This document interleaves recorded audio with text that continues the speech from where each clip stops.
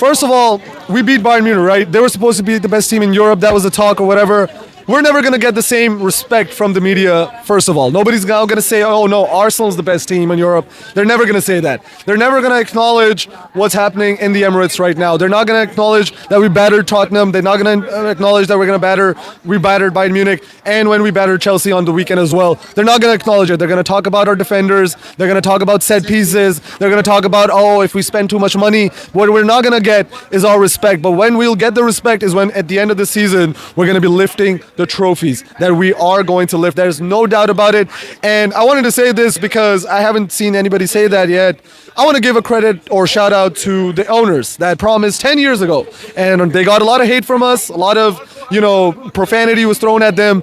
They promised that we were going to compete with Bayern Munich. We're going to compete with Real Madrid. We're going to compete with all these big European teams. And we couldn't see that.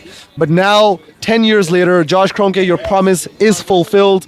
We are the best team in Europe. We got the best squad. Mikel Arteta has built something special here. There's no doubt about it. Every team in the world wants to replicate that. They're just hoping that if Arteta is not the one who comes and does it for them, they can find somebody, maybe an Amorim, who obviously is flopping, maybe a Hansi Flick, maybe a Slot, maybe all these guys who can build, a Maresca even, that can build something that Arteta has built.